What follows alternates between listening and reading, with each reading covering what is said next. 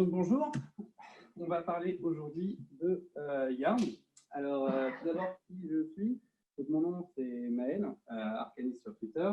J'ai rejoint le projet Yarn en 2017 lorsque j'ai rejoint Facebook. Et depuis ce temps, j'ai continué à travailler sur Yarn, d'abord pour le compte de Facebook et maintenant pour le compte de Datadog que j'ai rejoint en mai dernier. Nazim vous a déjà parlé un petit peu de Datadog. Donc, ah, ça ne marche pas apparemment.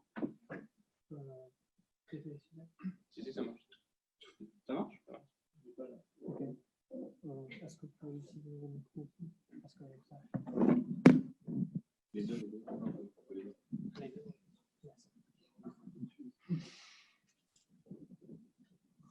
Donc, je n'ai pas forcément grand-chose à rajouter à ce qu'il a présenté, à part que Datadog s'investit pour les projets avec lesquels on travaille et que c'est bien à voir. De quoi est-ce qu'on va parler ce soir? On va parler donc un petit peu rapidement de l'historique du projet, on va parler un peu des nouvelles features qui vont venir dans la V2, on va parler un petit peu des plugins qui sont rajoutés, qui sont une nouvelle fonctionnalité de la V2. Et enfin, on va conclure un petit peu sur le projet et voir un petit peu une démonstration en pratique ce que ça donne. Yarn, le développement de Yarn est axé sur trois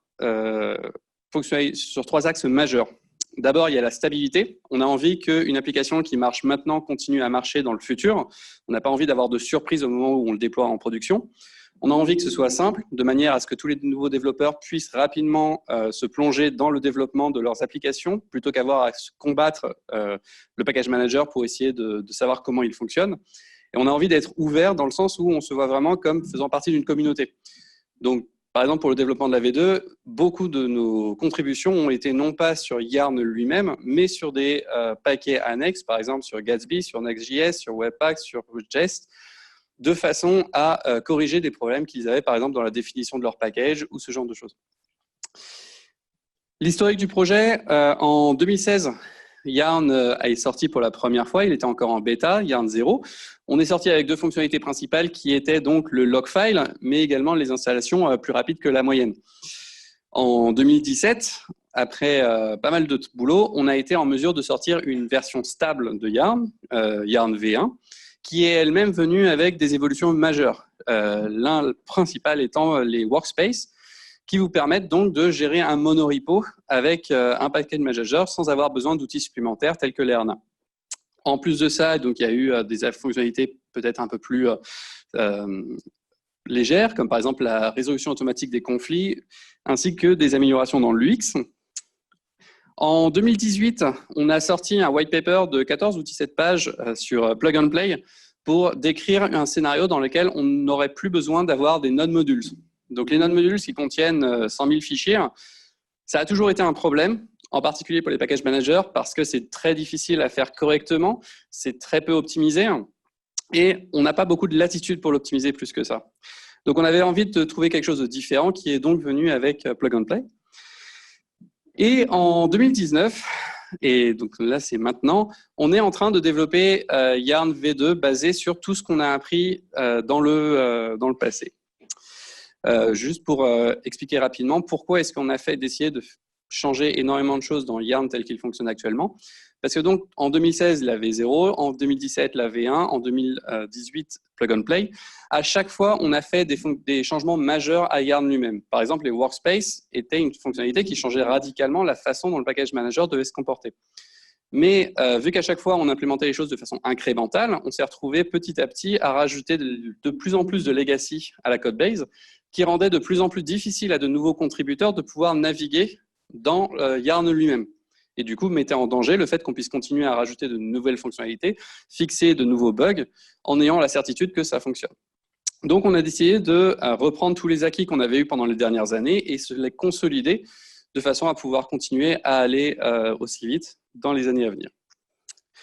Quelles sont les nouvelles fonctionnalités de Yarn? Donc déjà, la première chose que vous pouvez remarquer avec Yarn 2, qui est toujours en développement, c'est que le CLI a changé significativement. On a décidé de mettre des couleurs au nom des paquets, de façon à ce qu'on puisse très rapidement voir quels sont les messages qui sont jetés par le projet. En particulier, voir quels sont les warnings, quelles sont les erreurs, de façon à ce qu'on puisse parser l'output visuellement sans avoir à se casser la tête. Quelque chose d'autre qui est tout petit mais significatif, c'est les messages, les codes d'erreur que vous pouvez voir sur la gauche, puisqu'ils nous permettent de chercher directement sur Google à chaque fois qu'on a un message d'erreur qu'on ne comprend pas totalement, pour trouver des explications beaucoup plus détaillées des problèmes et des solutions qu'on peut apporter. En fait, l'idée derrière ça, c'était que par moments, c'est un peu difficile de comprendre quels sont les messages d'erreur de Yarn, et on se retrouve à devoir aller sur le repository pour poser une question et attendre que quelqu'un vienne et y réponde. Donc, on avait envie d'avoir un scénario où vous pouvez vous débloquer vous-même. Ça nous donne plus de temps pour développer les fonctionnalités elles-mêmes et ça vous donne plus de temps pour développer vos produits. On a sorti une nouvelle fonctionnalité qui s'appellera Publish Config. L'idée, c'est que dans un monorepo, c'est super parce que donc, vous avez plusieurs paquets, mais vous avez aussi envie que tous vos paquets soient liés ensemble, que vous utilisiez directement les sources de ces autres paquets, pas les versions transpilées. C'est l'intérêt même des monorepos. Les monorepos tels qu'ils étaient faits, c'était toujours un petit peu compliqué vu que vous utilisiez souvent TypeScript. Et si vous vouliez charger vos fichiers depuis un autre projet en TypeScript, vous étiez obligé soit de tout transpiler, soit de référencer directement les fichiers TypeScript. Le problème, c'est que si vous référencez directement les paquets TypeScript, une fois que vous publiez votre paquet sur le registry, ça ne marche plus puisque vos fichiers ont été transpilés. Donc, on a fait une fonctionnalité, donc le publish config. En gros, l'idée est simple, c'est que quand vous faites un publish du paquet, il va prendre les champs main, bin et modules qui sont dans publish config et il va remplacer ceux qu'il y a à la racine du paquet. En faisant ça, ça fait que, par exemple, ici, à la racine, on a déclaré un fichier qui fait un require de Babel Register. Là, en l'occurrence, c'est un script qui appelle Babel Register. Mais une fois qu'il est publié, il va à la place référencer le fichier tel qu'il sera compilé. Ça simplifie énormément le développement. Par exemple, c'est la technique qu'on utilise dans le repo de Yarn lui-même pour qu'à chaque fois qu'on fasse une commande Yarn, en fait, on fait tourner les sources mêmes de Yarn plutôt que la version compilée. La V2 vient avec son propre shell. L'un des problèmes qu'on avait, c'était en termes de contribution. On s'est aperçu d'une chose, c'était que les premières personnes à faire des contributions sur des projets open source, c'était souvent des personnes qui utilisaient Windows. Et de façon intéressante, les principales, à chaque fois qu'on écrit un script dans le champ d'un package de JSON, on ne fait pas forcément attention à Windows. On utilise des pipes, on utilise des redirections. Ce sont des fonctionnalités qui marchent sur les plateformes POSIX, mais qui ne marchent pas sur Windows et qui pètent. Du coup, ça rajoute ça rend l'application beaucoup moins portable et ça rend plus compliqué d'obtenir des contributions extérieures. Donc, ce qu'on a fait, c'est qu'on a développé un shell, un mini shell en JavaScript, donc qui est complètement portable, qui implémente la base de ce qu'on attend d'un shell à utiliser dans les scripts. Il supporte les variables, il supporte les redirections, il supporte les arguments, il supporte pas les conditions genre les if, mais on n'attend pas de ça. Il y supporte les et, les ou. Et du coup, en utilisant ça, ça vous permet de faire tourner la majorité de vos scripts shell, que vous soyez sur Windows, que vous soyez sur Linux, sans avoir à même penser à quelle sera la plateforme sur laquelle ils vont s'exécuter. Le shell est disponible en tant que paquet standalone, ce qui n'apparaît pas forcément très intéressant, mais en fait, si, ça l'est vraiment. Jusqu'à présent, Yarn était, de façon assez amusante, n'était pas un monorepo. On avait développé les workspaces, mais on ne les utilisait pas nous-mêmes. Yarn lui-même était très monolithique. À partir de la V2, on change ça de façon à ce que Yarn soit au contraire splitté en plusieurs parties. Donc là, par exemple, vous avez le shell qui est disponible lui-même indépendamment. Et toutes ces parties ensemble sont combinées pour obtenir le Yarn, le binaire que vous connaissez. C'est un changement de paradigme qui est assez profond dans la façon dont on développe Yarn lui-même. Une fonctionnalité également, sont les contraintes. Ce dont on s'est aperçu, c'est que quand on travaille sur un monorepo, le nombre de paquets continue à grossir. Il va difficilement se diminuer. Et simultanément, on a quand même envie que tous les paquets qu'on développe, même s'ils font partie s'ils sont indépendants les uns des autres, ils y suivent quand même quelques règles. Par exemple, on n'a pas envie d'avoir 15 versions de Webpack dans le repository, ou on n'a pas envie d'avoir 15 versions de TypeScript. Donc, on a envie de faire en sorte que ces paquets suivent certaines règles. Mais c'est difficile actuellement. on avait besoin d'une sorte de linter en fait pour les paquets de JSON. Et c'est exactement ce que sont les contraintes. Les contraintes permettent de définir des règles que les workspaces vont devoir respecter.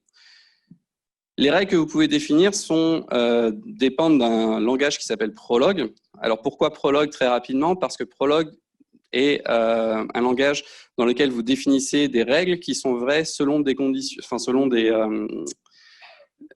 faits. Et en disant donc telle règle est vraie pour telle variable, Prolog va être capable de déduire quelles sont toutes les variables pour lesquelles la condition est vraie. C'est très difficile à expliquer et notre site a une meilleure documentation que ça. Mais en gros, l'idée, c'est vraiment que c'est très adapté à ce genre de cas. En très peu de lignes, on peut faire des règles qui sont pourtant assez complexes. Une autre fonctionnalité, c'est le zip loading. Vous avez peut-être entendu parler donc de plug and play, dont j'ai rapidement parlé tout à l'heure, qui vous permet de définir de charger vos fichiers directement depuis le cache de Yarn. Et ça, c'était très bien, mais derrière, Yarn faisait quand même l'unpacking de vos dépendances pour les stocker dans son cache. Ça rendait nos installs plus longues que ce qu'elles auraient dû être et moins stables également. L'une des choses dont on s'est aperçu en développant Yarn, c'était qu'à chaque fois que vous avez un morceau de code qui s'exécute, c'est un morceau de code qui va, à un moment ou un autre, échouer. Par exemple, je me souviens d'un cas où le file system des machines sur lesquelles on faisait tourner Yarn install avait décidé de faire passer /tmp en read-only. Yarn, subitement, arrêtait de marcher parce qu'il écrivait dans /tmp. Et ça, ce n'est pas quelque chose qu'on peut vraiment prévoir. Tout le monde s'attend à ce que /tmp soit toujours accessible en écriture. Et pourtant, ça avait pété. Donc, pour éviter ce genre de problème, le plus simple, c'est vraiment de ne pas avoir à exécuter de code. Donc, avec le zip loading, ce qui se passe, c'est que plutôt que charger les fichiers depuis les dossiers unpackés, on les charge directement depuis les archives zip. Et on les extrait au runtime. Ça rend les installations beaucoup plus rapides et beaucoup plus stables. Donc là, par exemple, vous voyez que le cache de Yarn, c'est vraiment uniquement des archives zip. Par extension, une fonctionnalité, c'est zero install. Zero install, ce n'est pas tant une fonctionnalité que ça, c'est plus une philosophie. L'idée, c'est comment est-ce qu'on peut faire pour pousser le principe encore plus loin et arrêter complètement d'avoir à faire tourner yarn install. Yarn install, je vous l'ai dit, à chaque fois qu'on fait tourner une commande, on a un risque qu'elle crache. Donc, on n'a pas envie de faire tourner yarn install. L'idée, c'est que si jamais vous avez votre fichier plug and play qui est installé lorsque vous faites tourner yarn install pour la première fois, et si vous avez votre cache, vous n'avez plus besoin du tout de faire tourner yarn install. Vous avez toutes les informations nécessaires pour que Node puisse faire tourner vos projets. En faisant ça, il suffit que vous cloniez votre application pour que ça marche parfaitement. Évidemment, c'est complètement optionnel. Si vous avez envie de suivre le workflow, je tape yarn install après avoir cloné pour installer toutes les dépendances, ça marche très bien aussi. Mais on a décidé de fournir cet outil-là de façon un peu plus standardisée. Donc, par exemple, on verra ça un petit peu plus tard, mais on est dans un cas où on a une version de TypeScript. Et si jamais je switch à une version de TypeScript différente d'une autre branche, sans avoir à faire tourner yarn install, Node est capable de s'apercevoir que la version est différente. Ce qui fait que vous n'avez plus du tout le problème de je switch d'une branche, il faut que je fasse tourner yarn install parce que là, sinon ça crache. Il manque une dépendance, ce qui est assez fréquent autrement. On a donc implémenté un système de plugins. Les plugins nous permettent de répondre à un problème qu'on avait qui était assez intéressant, qui est que donc Yarn, comme je vous l'ai dit, était monolithique. Si vous aviez besoin d'implémenter une fonctionnalité, il fallait l'implémenter dans le corps. Or, Yarn a beaucoup d'utilisateurs maintenant. Du coup, l'un des problèmes qu'on avait, c'était qu'il y avait pas mal de personnes qui publiaient des fonctionnalités qui étaient très intéressantes, mais qui étaient vraiment spécifiques à un use case. Et vu qu'ils avaient travaillé dessus, on avait envie de le merger pour qu'ils puissent l'utiliser. Mais simultanément, c'était complexe parce que ça rendait notre codebase plus complexe avec des fonctionnalités qui ne seraient peut-être pas maintenues dans le futur. Donc, on avait besoin de pouvoir séparer tout ça avant de le merger dans le corps si jamais vraiment on s'aperçoit que c'est très utilisé par beaucoup de personnes. Du coup, le système de plugins répond à ça. Vous pouvez définir un fichier JavaScript qui va se hooker à différentes parties de l'exécution de Yarn Par exemple, au moment où il télécharge les paquets depuis le registry, ou au moment où il résout le semver range vers une version précise d'un paquet, ou simplement exécuter une tâche après chaque installation. Donc, vous pouvez vous hooker à ces différentes étapes du life cycle de Yarn pour lui dire d'exécuter des actions particulières. Donc, quelques plugins qu'on a fait. On a la commande Yarn wants workspaces for each, qui est disponible dans un plugin externe, qui permet d'exécuter une commande sur tous vos workspaces en respectant l'ordre d'exécution basé sur les dépendances, les interdépendances entre workspaces, de l'exécuter en parallèle ou pas, etc. Vu que c'est un plugin, ça ne fait pas partie donc du Yarn Core et on a un peu plus de latitude pour le développer comme on veut. À un moment, si jamais on a envie de changer le comportement, tout le monde va quand même être en mesure d'upgrader Yarn, mais pas forcément d'upgrader ce plugin et de rester donc sur la version que vous savez convenir à vos besoins. De la même façon, si notre implémentation de for each n'est pas celle dont vous avez besoin, vous pouvez switcher à une autre complètement différente. Quelqu'un dans la communauté a déjà développé un plugin qui s'appelle Yarn Dedupe et qui upgrade automatiquement toutes les dépendances qui sont dans votre log file pour que, au maximum, elle réutilise les paquets qui sont stockés dans le log file. Parce qu'il y a un petit truc avec Yarn, c'est qu'à chaque fois que vous faites Yarn install, il va tenter de réutiliser au maximum tout ce qu'il y a dans le log file. Même si vous rajoutez un paquet, il va quand même garder le log file tel qu'il est. Il va juste rajouter le paquet. Ce qui fait qu'au fur et à mesure du temps, vous risquez d'aboutir à un cas où vous avez le même paquet, par exemple, mettons Webpack, à plusieurs reprises avec plusieurs versions différentes dans votre log file. À ce moment-là, Yarn Dedupe va upgrader toutes celles qui sont possibles à la version maximale qui est utilisée par votre projet, retirant donc les paquets redondants. Un autre plugin est en TypeScript qui permet d'auto-ajouter les add types à votre projet. Donc, mettons que vous fassiez un yarn add lodash, le plugin TypeScript va automatiquement ajouter add type / lodash à vos dépendances, de façon à ce que vous n'ayez pas à vous en soucier. Donc, on a un assez gros changelog de toutes les fonctionnalités sur lesquelles on a travaillé. Pourquoi ça ne s'ouvre pas ?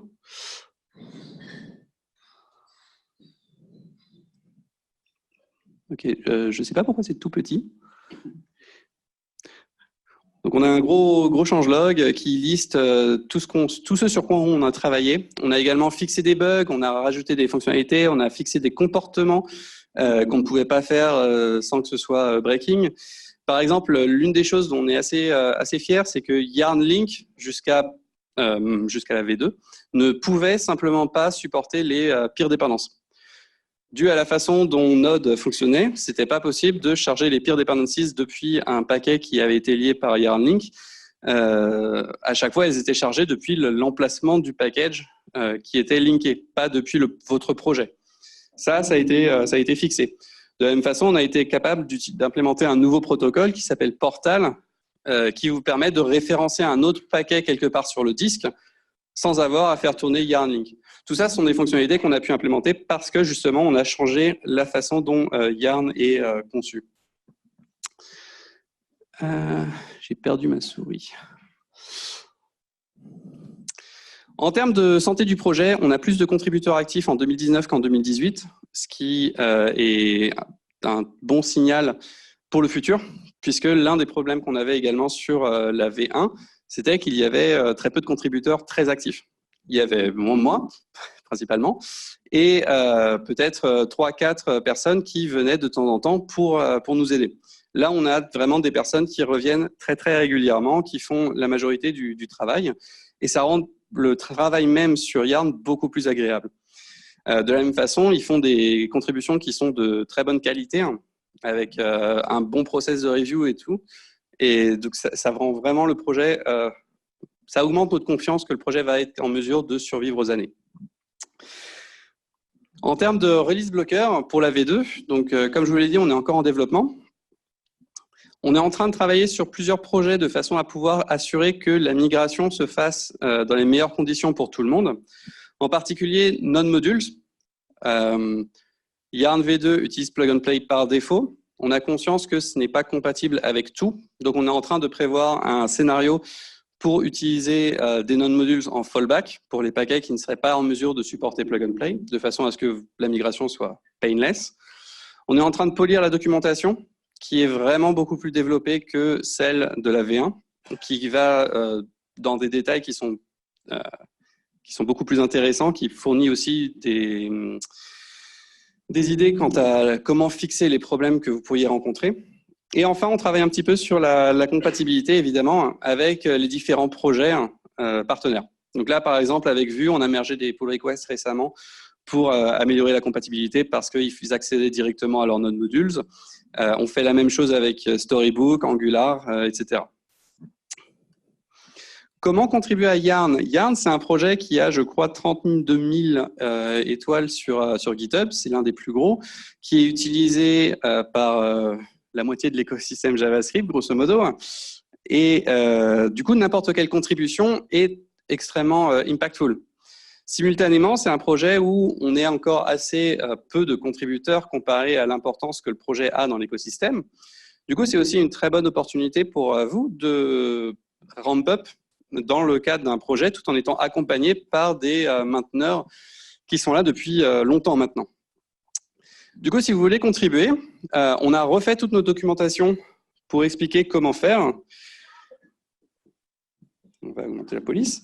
On a vraiment tout détaillé. On a dit comment est-ce que, par exemple, comment est-ce que vous pourriez aider, comment travailler sur des plugins, comment trouver des choses à faire, comment tester le code, comment formater, etc. On a vraiment été dans toutes les étapes de la vie d'une pull request pour essayer d'indiquer de quelle était la meilleure façon de procéder, de façon à ce que vous puissiez vous concentrer sur juste avoir du fun.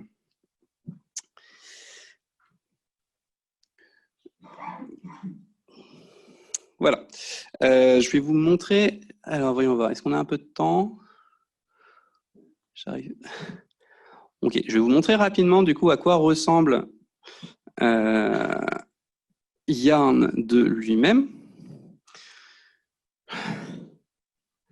Je ne sais pas comment j'ai cassé mes polices de caractère, mais je les ai bien faites.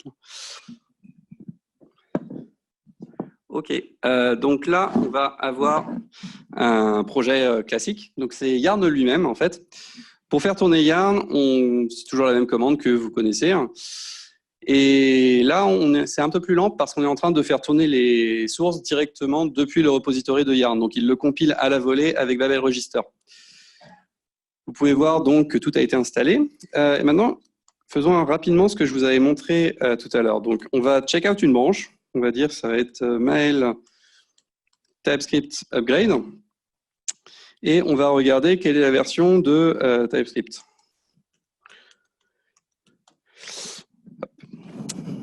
Donc là, on va pouvoir voir que la version qui est utilisée sur cette branche-là, c'est la 3.7.2.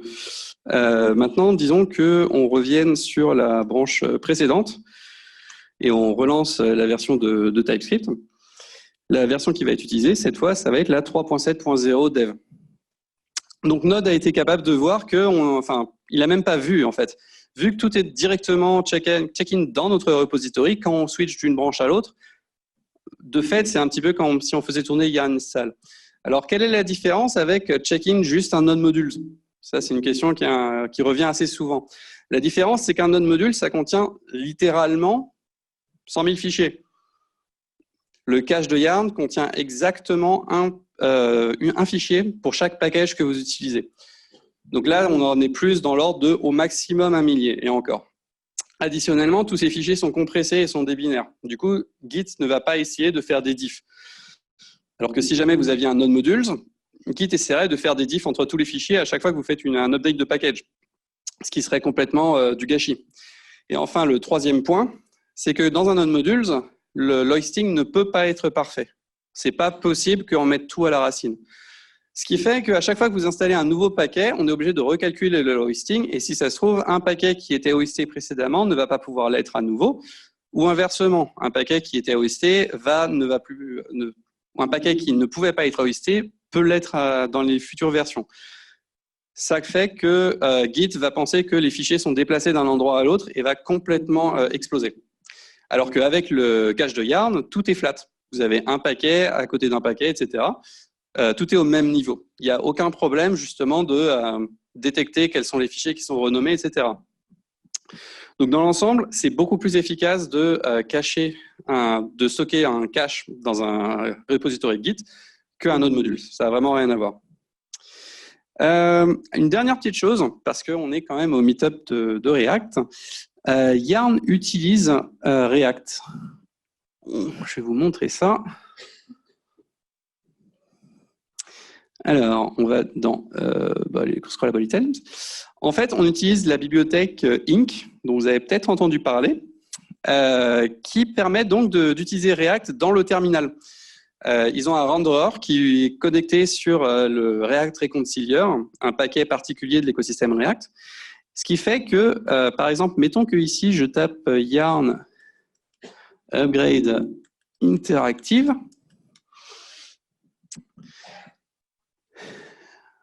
Voilà, cette interface est actuellement écrite en React. Donc, tout ce qui se passe ici, c'est du React. Le fait de pouvoir scroller, etc., c'est du React. Donc, c'est vraiment sympa parce que ça rend le développement front dans le terminal une expérience assez standard. On utilise les hooks, on utilise tout ce qu'il faut utiliser. Donc voilà, c'est plutôt intéressant. Je pense qu'on va continuer à développer un petit peu plus ce concept dans le futur pour fournir des interfaces qui sont peut-être un petit peu plus adaptées que les outils qu'on avait précédemment. Par exemple, l'une des choses qu'on a développées, c'est, on va faire un yarn add -i de webpack.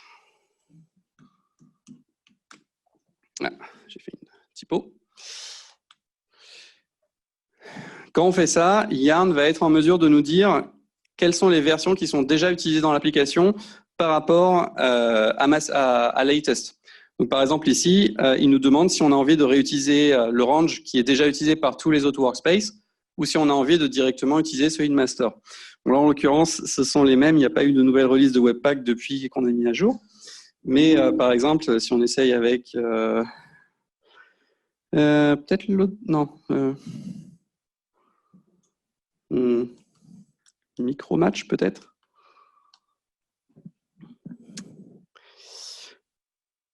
Non, Micromatch, on l'a aussi mis à jour. On est trop à jour.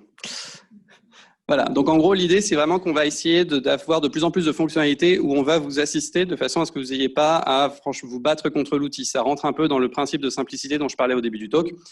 Donc ici, on est capable de vous dire, vous utilisez déjà ces packages-là, est-ce que vous avez envie de les réutiliser, ce qui est assez probable. Voilà. Donc, je vous ai présenté un petit peu l'ensemble de nos développements sur Yarn.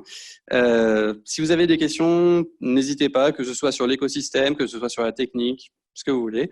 Et je reste à votre disposition après les talks pour en discuter plus.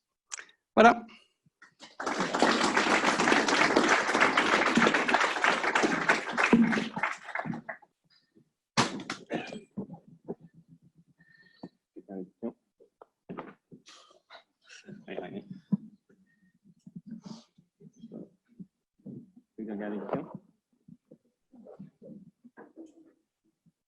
Personne? Soyez pas timide.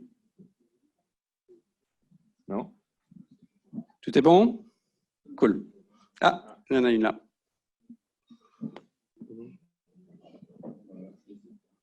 Oui, c'est un micro, c'est un peu particulier, mais c'est un micro.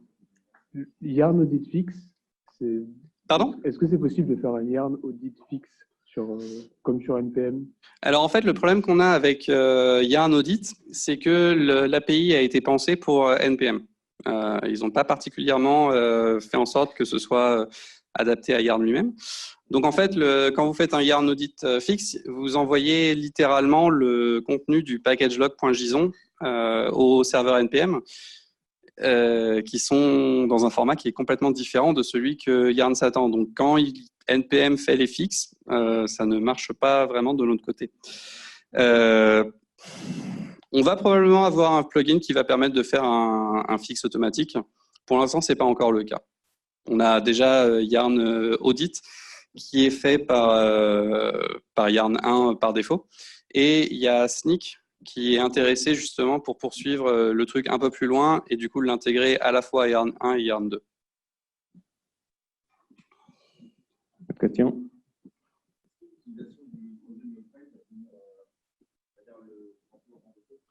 Alors, Frozen Log File, pour l'instant, n'est pas encore le comportement par défaut, principalement parce qu'on a déjà énormément de changements dans la V2. Donc, on va probablement le reporter à la V3. La V3 dans un certain temps déjà. Mais en revanche, on a vraiment retravaillé la façon dont les Frozen Log Files marchent. En particulier, je me souviens qu'il y avait un problème où, par exemple, si jamais un package était retiré d'un log file, ça ne déclenchait pas Frozen Log File, enfin, Frozen Log File ne failait pas. Maintenant, si. Donc, si jamais vous faites tourner un Frozen Log File, mais que ça devrait amener un changement dans le log file quel qu'il soit, Yarn va vous le dire et va vous empêcher de faire le commit en question. Simultanément, vous pouvez également même rendre le cache immutable. Donc, si jamais vous n'avez pas, par exemple, tous les paquets qui vous permettraient de faire une installation, Yarn va pouvoir vous dire qu'il y a un problème dans votre cache. Donc, plus que simplement le log file, on a étendu vraiment la fonctionnalité à l'ensemble des artefacts utilisés par le projet. Une autre question, peut-être? Non? Cool. Eh bien, je vous dis à plus tard.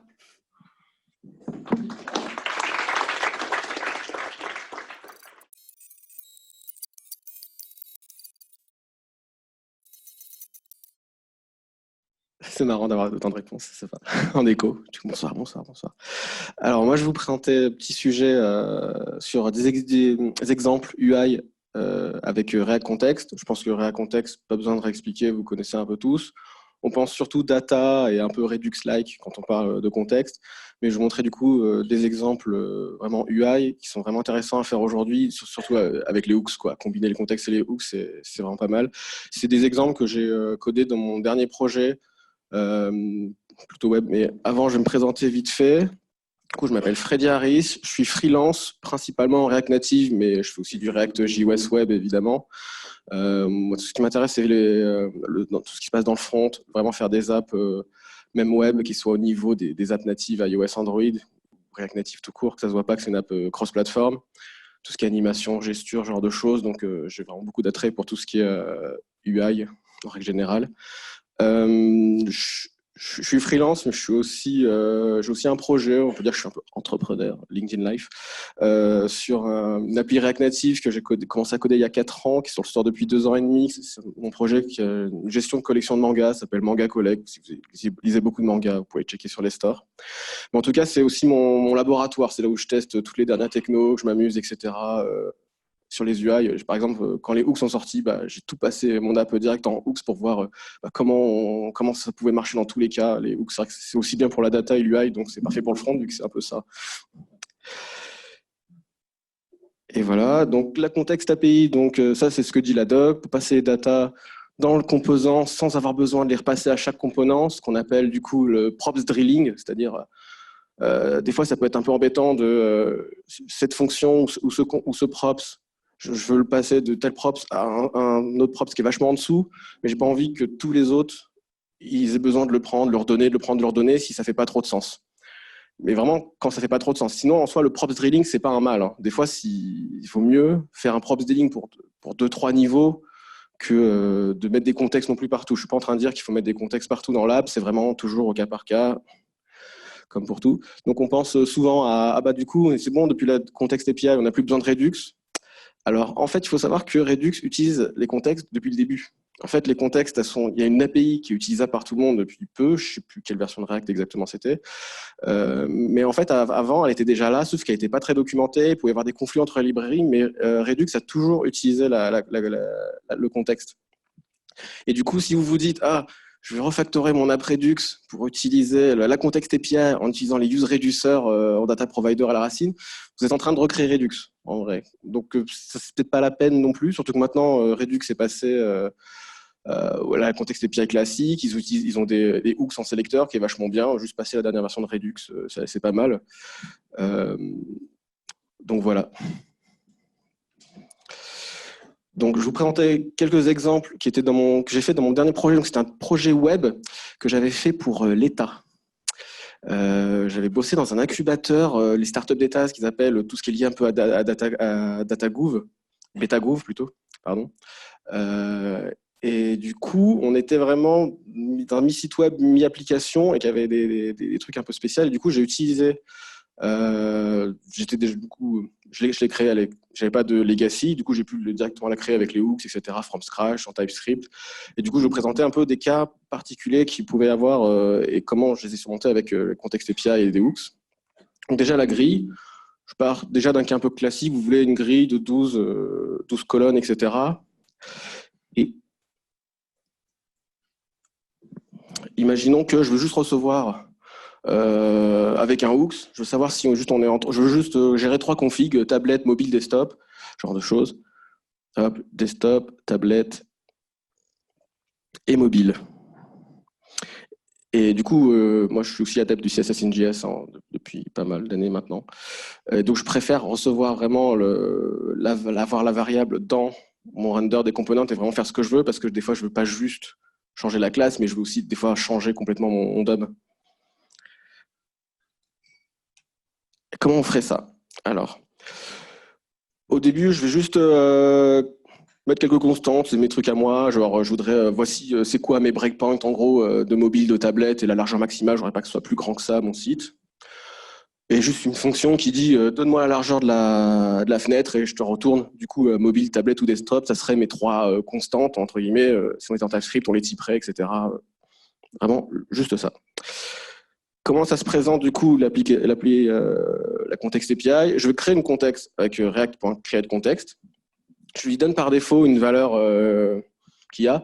Alors souvent, vu qu'on n'est pas au runtime ici, où on peut envoyer nul ou un objet vide, etc. Là, pour le coup, vu que si j'ai déjà accès à l'objet window, parce que je n'avais pas besoin de faire de SSR sur ce projet par exemple, sinon il faudrait gérer d'autres trucs, mais je ne rentre pas dans tous les détails, je peux directement lui passer la valeur. Et hop, j'ai du coup la grille de contexte qui va être utilisée un peu partout. Je vais créer mon component grid directement, qui va servir de provider. C'est lui que je mettrai à la racine. Et du coup, il y aura des children, il faudra que les children, il va juste les re-rendre sans rien faire spécial. Mais le fait qu'il soit un component, alors du coup, c'est lui qui va instancier le vrai provider de gride context et qui lui donnera la value. Du coup, le layout tag qui sera mobile, desktop ou tablette. Et du coup, children, il le passe juste directement parce que on veut pas que ça bloque le render. Tac, tac. Pour stocker le layout tab, j'ai juste utilisé useState, juste un state, etc. Je peux l'instancier au début, etc. Et je vais simplement mettre des listeners sur le window au resize avec le useEffect. Donc, quand j'écoute le resize, à l'intérieur, je pourrais faire les calculs, etc. useEffect, on n'oublie pas aussi il doit retourner une fonction pour se désabonner. C'est un peu, vous n'êtes pas encore au fait des hooks, c'est un petit peu comme si vous faisiez le didmount et willonmount, etc. pour bien enlever quand même les listeners. Il ne faut jamais oublier de faire ça, surtout sur les événements resize. Du coup, handle resize, donc c'est lui qui ferait vraiment, qui reçoit l'événement du coup browser classique. Donc je serai current target et j'aurai du coup la largeur de ma fenêtre. Et donc ça, je vais la passer à ma fonction qui, je vous le rappelle, qui était au-dessus, qui disait en fonction de temps de pixels, c'est mobile, tablette, etc. Et du coup, ça, je le mets dans le set layout type. Et donc, du coup, ça sera dans mon state. Et vu que, comme on a vu tout à l'heure ici, la value layout type, elle va automatiquement, du coup, je vais passer cette valeur. Elle sera dans ce contexte. Et du coup, il n'y a plus qu'à les composants n'ont plus qu'à l'appeler, à l'utiliser, etc. Pour faire ça, du coup, déjà, j'instancie du coup la grille, une racine autour de l'app, et tous les composants à l'intérieur vont pouvoir du coup utiliser le hooks. Donc le hook, je peux déjà créer un petit raccourci. J'utilise use layout type, j'en crée un qui sera juste directement le retour de use context avec la grille de contexte automatiquement. Ça permet d'éviter tout le monde de créer les grilles de contexte. Et après, je peux utiliser d'autres hooks qui utilisent ce hooks. Et je l'utilise de cette manière, voilà, layout type, je le reçois directement, je suis dans mon component, j'ai pas besoin de refaire tous les windows add event listener ou resize, etc. Ce qui est pas mal, c'est que j'en ai qu'un seul. Là où j'aurais pu avoir la même solution avec seulement un hooks, mais chaque hooks aurait été du coup un listener sur le window resize. Ce qui peut être un peu compliqué si on en avait beaucoup. Donc là après, j'ai une constante, j'en fais vraiment ce que je veux. Là ici, j'ai juste Alors, c'est des exemples en emotion, mais bon, il faut imaginer inline style ou autre chose pareil. Si c'est mobile, et bah, du coup, je donne une classe en plus, etc. Mais j'aurais très bien pu faire afficher autre chose, etc. Je fais vraiment un peu ce que je veux. Donc voilà, c'est vraiment pour un peu la base des contextes, etc. Alors, ce que je voulais aussi dans mon projet, c'est que du coup, je voulais une grille. Le designer était très à cheval là-dessus.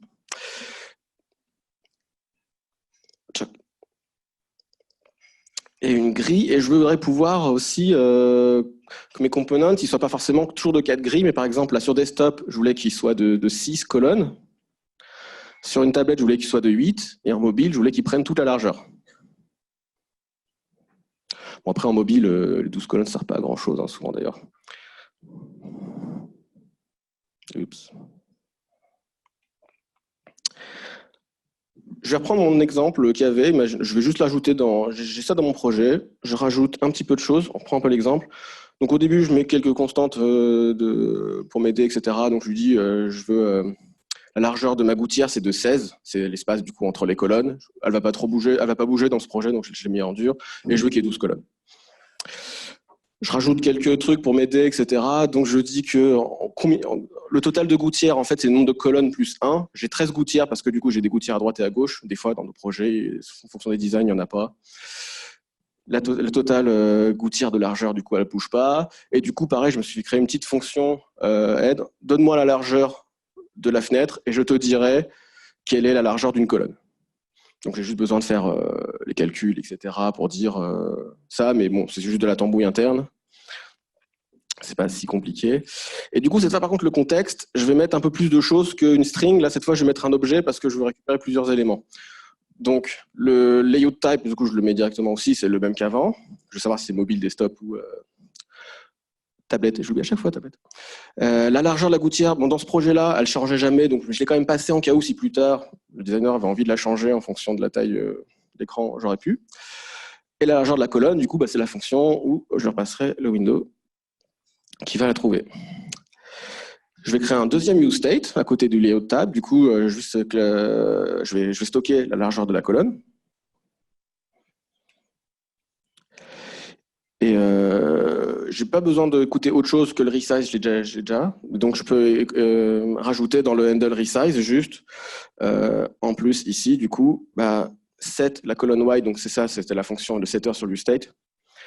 Avec, bah, du coup, pareil, en fonction de la largeur de la fenêtre, calcule-moi c'est quoi la largeur de la colonne. Et comme ça, j'ai vraiment la valeur qui est stockée et je vais la passer au provider. Avant de la passer au provider, ça peut être utile de mémoriser parce que du coup, si vous êtes... le problème, c'est que du coup, cette fois, on va passer un objet et à chaque fois, on va passer un nouvel objet.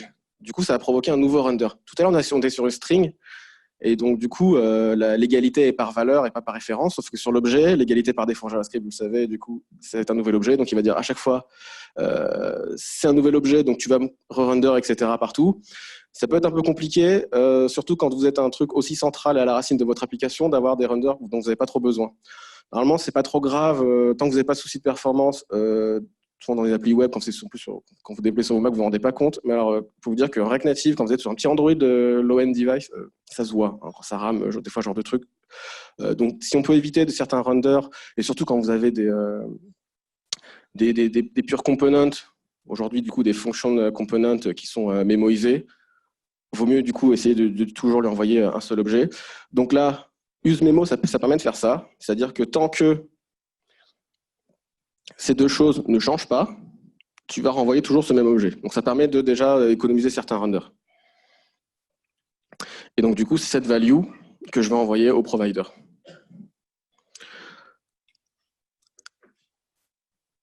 Et du coup, je vais pouvoir me créer un deuxième hook. Du coup, je vais avoir le grid context, le layout type comme avant. Et du coup, je vais pouvoir lui dire use column width. C'est-à-dire, dis-moi combien de colonnes tu veux. Genre, je vais utiliser, bah, moi, je veux une largeur de 2 colonnes. Et paf, bah, du coup, je vais regarder dans le contexte, c'est quoi la largeur d'une colonne, c'est quoi la largeur de la gouttière. Si tu veux, par exemple, si tu veux une largeur de 2 colonnes, bah, j'additionne 2 colonnes plus une gouttière, parce que je sais qu'au milieu, il y aura l'espace. Et du coup, je le renvoie. Et donc, ça s'utilise. Après, ça s'utilise. Une fois que vous avez mis ça en place, c'est assez simple dans votre component d'utiliser ça sans se soucier des détails d'implémentation. c'est quoi le layout type actuellement? C'est dis-moi la largeur pour 8 colonnes, moi je le stocke, ça serait la largeur de la tablette, ou la largeur pour 6 colonnes, je le stoppe dans serait la largeur desktop, et après en fonction du layout type, je fais ça et ça fera automatiquement la largeur. Donc c'est vraiment assez pratique. Et là, encore une fois, je changerai que des styles, mais je pourrais complètement, surtout entre mobile, tablette et desktop, changer complètement la configuration, le DOM, etc., passer du 1 à 2 colonnes, ce genre de choses dans le layout global. Donc là, on a vu des exemples plus UI qu'on met à la racine. Évidemment, on peut penser aussi à tout ce qui est... il y a pas mal d'exemples avec faire un thème global, etc. En plus, qu'on pourrait aujourd'hui plugger sur le dark mode pour automatiquement passer toute notre application avec les couleurs en blanc, en noir, etc. Mais on peut aussi avoir d'autres use cases où le provider n'est pas forcément à la racine de l'application, mais peut être à différents endroits. Il ne faut vraiment pas se dire que le contexte est vraiment que à la racine. Par exemple, vraiment un tout petit exemple avec le scroll. J'avais, dans mon cas, une application qui était vraiment en split view. J'avais vraiment 2 scrolls côte à côte. J'avais pas du tout le scroll du body ou du viewport. Donc j'ai vraiment le body, il est bloqué. J'ai que des divs côte à côte qui ont leur propre scroll.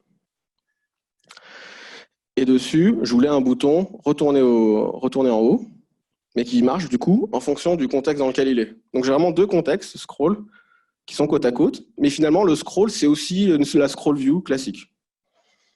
Elle est à la fois une vue et un contexte. Donc je crée le contexte. Ce que je vais exposer, c'est une fonction. Là, je ne vais pas stocker de valeur, je vais juste expliquer le scroll to. Je veux dire, n'importe qui à l'intérieur pourra appeler cette fonction s'il le veut. Le scroll, ça va vraiment être ma scroll view qui va rendre, etc., qui va faire le scroll. Du coup, elle aura un children, je peux le passer des styles, etc. Et du coup, je vais mettre le provider, où je vais passer du coup la fonction de scroll to que les autres pourront appeler. Et à l'intérieur, je veux dire que je mets le ref, etc. C'est ma scroll, je mets les styles pour dire que tu vas être le scroll, etc. et rendre le children à l'intérieur. Donc pour le scroll ref, j'utilise le useRef. Et ici, du coup, le scroll to, ça va être la fonction où quand tu l'appelles, avec les coordonnées, fais le scroll to à la coordonnée. Je peux même gérer du coup des anciens navigateurs, je devais gérer IE11, juste à le gérer ici. Et là, ici, c'est tout encapsulé aussi dans le use callback. Use callback, en gros, c'est le use memo, mais pour les fonctions. Vu que là, je vais passer la fonction dans le provider, j'ai pas non plus envie à chaque fois que ça soit une nouvelle fonction qui se crée à chaque render. Donc, je veux aussi mémoriser cette fonction. C'est assez utile, donc use memo et use callback. Ça sert à rien non plus de mettre juste un petit disclaimer. Ne le mettez pas non plus partout dans votre application tant que vous n'avez pas de problème de performance. Ça peut rendre le code un peu lourd. Mais quand vous êtes un peu dans des components qui peuvent être presque externalisés à votre projet, presque librairie, c'est pas mal qu'il y a quand même déjà des perfs qui soient dedans. Comme Redux, il a les siens dans ses providers, dans ses sélecteurs, etc. Et comment je vais l'utiliser? Du coup, use scroll context. Donc le use context, c'est celui de React. Du coup, je lui donne mon scroll context. Et je vais créer un use scroll to. Du coup, je récupère le scroll to de mon scroll context et je le retourne. Vraiment, les hooks, ils font 1 ou 2 lignes. Et à la fin, du coup, je crée une page. Elle a son propre scroll. À l'intérieur, je peux avoir plein d'autres trucs, etc. Le component qui veut vraiment faire le back to top, il peut être très loin. Vraiment, le on scroll, c'est pas le truc que j'ai envie que tous les components y sachent. J'ai juste envie qu'ils se fassent, qu'importe où il est. Et du coup, je peux le récupérer avec le hooks, le scroll to. Et quand je clique, il va en haut. Ce qui fait que c'est vraiment le même bouton dans les 2 scrolls. Enfin, 2 instances du même bouton. Il n'y a pas besoin de le différencier par rapport au contexte, etc. Un autre use case, c'est la modale. La modale, c'est le truc qui peut être un peu compliqué dans une application. Il y a pas mal d'implémentations différentes et il y a plusieurs use cases. Là, je vais parler des modales qui sont vraiment du petit prompt, du petit dialogue, etc. Quand vous avez besoin que votre modale ait une nouvelle URL, etc., c'est une autre vue. C'est différent, il faut la gérer vraiment dans votre navigation, dans votre routeur. Là, je parle vraiment des petites modales, de sélecteurs, des pickers, etc., qu'il peut y avoir dans une application. Et du coup, aussi, la modale, j'ai toujours mon application en split view, et le designer ne voulait pas de modale globale. Il voulait vraiment, parce qu'en fait, c'était une application en 2 parties, j'avais un formulaire, une FAQ en même temps à côté, et j'avais des modales qui ne bloquaient que la moitié de l'application, et pas l'autre. Et donc, du coup, là, j'étais un peu embêté parce que des fois, ce qu'on fait pour faire les modales, on va utiliser, surtout dans le web, l'API Portal pour du coup rendre un React à l'extérieur de notre application, souvent en dessous dans l'index HTML, en dessous d'un div root, on va mettre un div modal, ID modal, etc. pour rendre à l'extérieur, parce que l'API est assez pratique. Sauf que là, je pouvais pas, je voulais vraiment rester à l'intérieur de mon application. En React Native, il y a déjà aussi un component qui s'appelle modal et qui, pareil, va se rendre par défaut à la racine et se mettre devant. Il peut avoir aussi quelques petits soucis, surtout quand on essaie de l'animer. Et en plus, en React Native, il n'y a même pas l'API Portal. Portal, c'est vraiment un truc de React DOM et pas de React. Et donc là, je voudrais pouvoir mettre le provider de modal, pareil, où je veux et pouvoir le gérer. Mais que ce soit aussi pratique, que vraiment, j'ai envie de créer un component modal, je mets des choses à l'intérieur, je peux mettre les fonctions, etc., lui donner, et vraiment que ce soit très simple à utiliser. Comment on va faire, du coup? Là, cette fois, ce qu'on va faire, ce qu'on va lui donner, du coup, c'est un React Element qu'on va stocker dans le provider. Donc là, je crée encore un create context, etc. Je commence à avoir l'habitude. Donc, mon modal provider, je vais utiliser un useType pour stocker vraiment le React Element. Voilà, où je ne suis pas obligé vraiment de stocker la donnée, je peux même stocker des éléments, des components, etc. Comme je veux.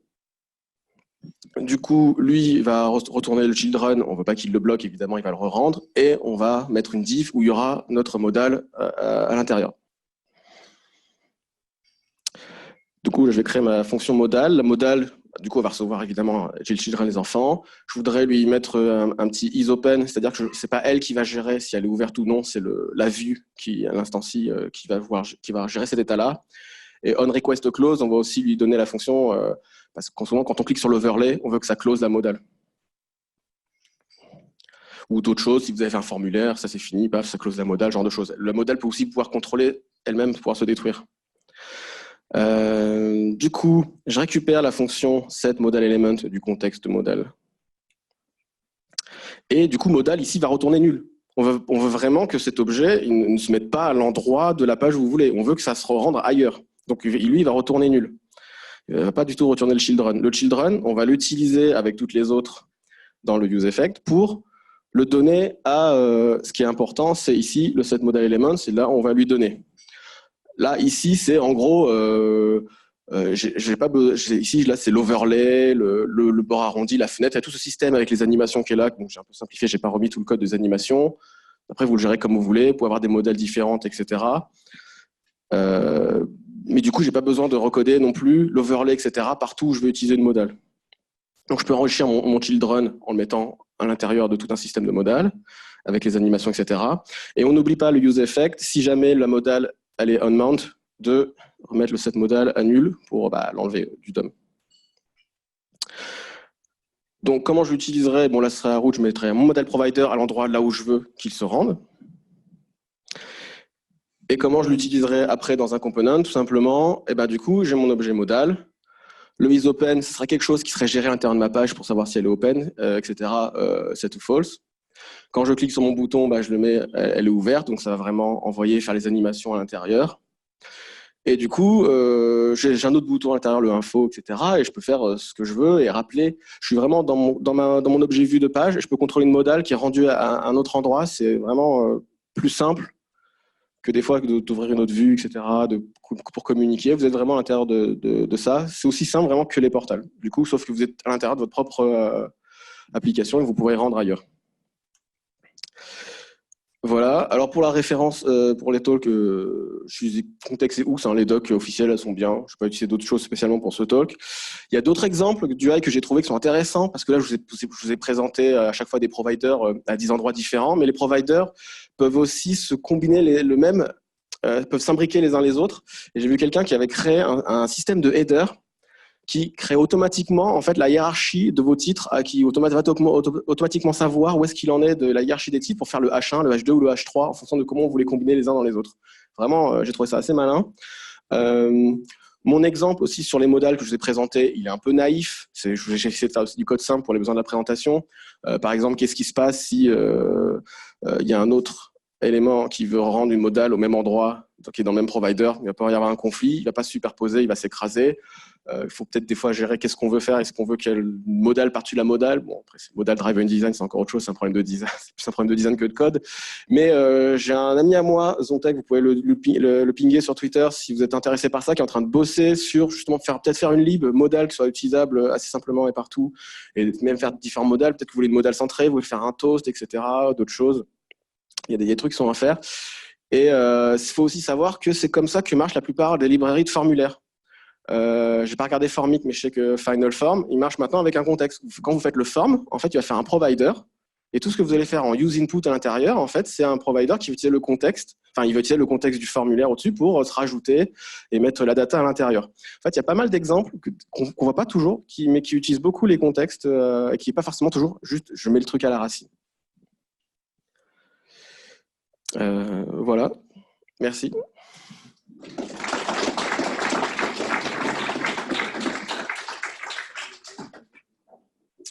Est-ce que vous avez des questions? Question?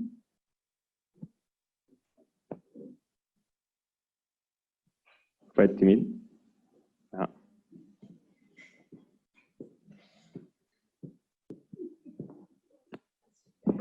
Tu en as un petit peu parlé, mais qu'est-ce qui va faire que tu vas préférer les contextes au lieu de passer la props en profondeur? Donc, c'est le niveau de profondeur ou c'est le nombre de fois où tu vas utiliser dans des enfants? Je pense que ça peut être un peu les deux.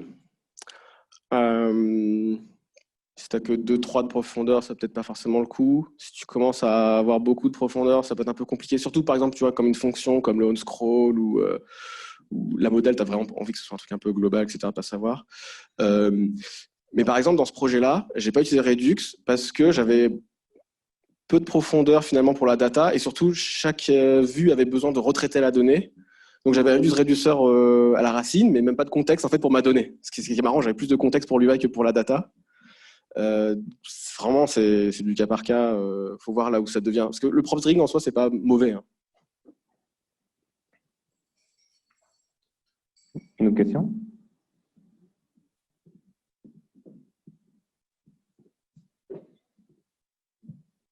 Dernière chance. Ok, merci. Merci.